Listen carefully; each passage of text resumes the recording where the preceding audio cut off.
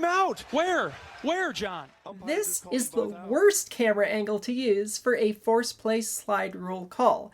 Hi everyone, it's Lindsay, and we're going to look at an Illinois vs. Iowa elimination game controversy. The Hawkeyes and the Fighting Illini in an elimination game on Thursday morning. Illinois-Iowa, winner advances, loser goes home. We get to the 10th inning. Quagliano hits it hard through the drawn-in infield. And Illinois takes a 4-2 lead, but here come the Hawkeyes. Now we've got bases loaded. And now the part that everyone's yelling about. Ground ball right side, backhand stop by the first baseman. He throws to second for one, back to first. Kopp scores. He called him out. Where? Where, John? Umpire just called them both out. Big kudos to Iowa's radio team. That was a wonderful call. We go to replay. For force play slide violation. There are going to be a lot of misconceptions coming from TV broadcast about this rule, so let's clear all that up. I think that gets overturned. I think that has to get overturned, right? I mean, he went straight into the bag and there's no contact. He didn't affect the throw or the play at all. Let's clear something up right out front. Sliding into bases on double plays, the bona fide slide rule is a professional baseball, MLB rule. It has no applicability in college. NC2A has its own rule called the force play slide rule, which is a different standard. And a lot of what the broadcasters are talking about are the professional standards trying to apply it to college. Because there is no way they're turning the double play there.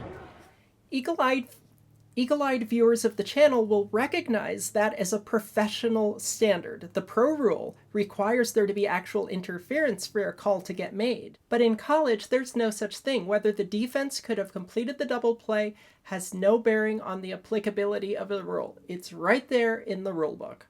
So this statement, he didn't affect the throw or the play at all, doesn't matter at all. College gives us a diagram of the force play slide rule. Runners are required to slide directly between the bases and avoid going into the gray areas on either side. So if the runner is in the gray, then they have committed a force play slide rule violation, whether or not there was a realistic chance at turning a double play. There are 5 additional criteria relative to contact, but they don't really apply here. What we're looking at is the runner sliding into the gray area. Here's how it turns out. The ruling on the field is confirmed. There's force play slide interference at second base. I still don't even know what they saw on the double play. I've watched it 20 times, and I'm still confused. So here's the problem. TV showed us 3 camera angles which we're going to go over, and if those are the only 3 that you get to see, of course you're going to be upset. How it all went down, I really don't even understand. I just don't understand.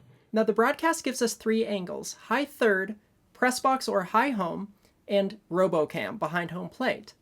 The problem here is none of those 3 camera angles conclusively showed the force play slide violation because they were the wrong angles to show. Instead, you notice how we have high third? We needed high first, and high first would give us a wonderful shot of the baseline to make sure that the runner is in the baseline. Again, we have that base path, baseline thing. College's force play slide rule is the one time that baseline is the actual term. But we need the high first camera angle for this. We get high third instead, which in college is kind of useless. High third, however, in professional baseball like MLB, that's a wonderful camera angle for a bona fide slide issue because one of the 4 criteria is being able to remain on the base after completing the slide. So you can see an overslide on that camera angle wonderfully. But guess what? College actually allows overslide because you're going directly between the bases. You are allowed to overslide. So third base camera angle is not that great for college. It's wonderful for pro. We need that first base look. We don't get it. That's why the team's upset. But guess who does get it? The replay official, because they confirmed this call. Unfortunately, none of the public got to see the camera angle from high first. Maybe they didn't staff it this game. Wouldn't that be something? Let's do our best. High home, which is basically a replay of what we saw live, appears to show the base disappear from the runner's leg, which indicates, or at least suggests very strongly, that that runner was in the gray area. However, it's not conclusive. So we only saw those 3 camera angles on TV. we're not going to get the full picture. Replay hopefully has high first, and that's why they could confirm it and not stands it. If they only saw those 3 camera angles, I would anticipate this would be a call stands. You'd still be upset, but there would be no actual confirmation that there was a violation. Unfortunately, broadcast, for whatever reason, didn't give us a high first. Heller just got thrown.